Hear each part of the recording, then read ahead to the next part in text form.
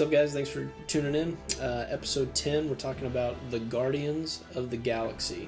This was the movie that could have bombed so bad because these comic book heroes are really scraping the bottom of the bucket for Disney to pick. No one really knew who they were, but the combination of cast and music and just the overall theme of this movie just make it, I would argue, one of the fans' favorites, just because it's so different than your grounded Avengers films. Even though there's supernatural things going on, this space comedy is just a breath of fresh air, and I think a lot of people remember it because it's just so different from the rest of them. So, premise of this movie is basically there's this dude from Earth who never got to meet his dad, and his mom gets really ill and basically passes away when he's about 8, and he gets kidnapped by this spaceship. He literally runs outside just in anger of what happened with his mom, and you just see him get sucked into the sky by this spaceship, and you're like, what the? Turns out that it's Chris Pratt, and his name is Peter Quill,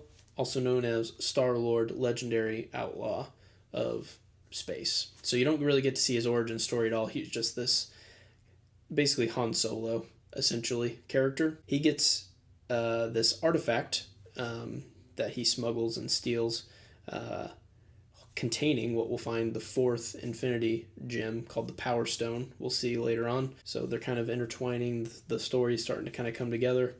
But he gets arrested. He gets found.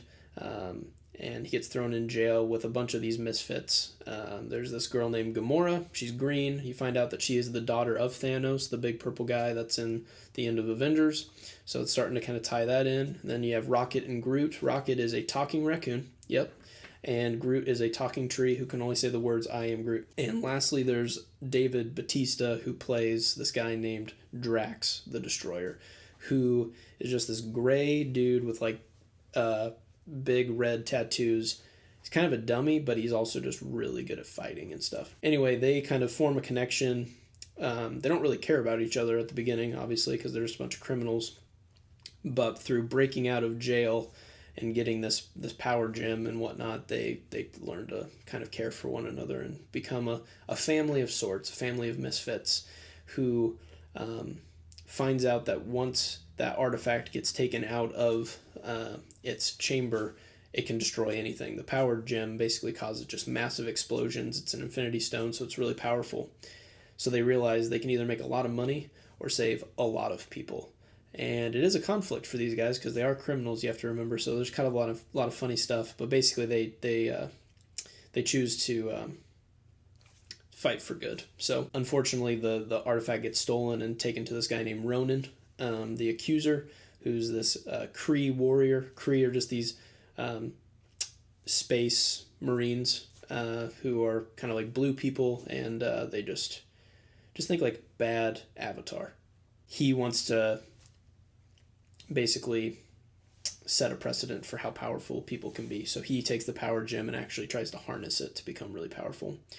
You find out that he's actually working for Thanos at one point, and disobeys him by taking the Power Stone for himself. Like any good movie, the bad guy comes down to Earth, wants to kind of make his people submit before he destroys everybody, and Peter Quill, Star-Lord, uses this opportunity to challenge him to a dance-off, and at that point, you're just like, this is the best movie ever. And it actually distracts him to the point that they are able to save the day because Peter Quill is such a dummy and doesn't know what to do in the right circumstances that he actually does do the right thing. So they save the day. They give the Power Stone to this place called the Nova Corps, and we'll see it come back in Infinity War in the opening scene. So that'll take place later on in the movie. But what you need to know is criminals turn family, turn Guardians of the Galaxy. That's basically what the movie's about. Really good film, so you should check it out. Thanks.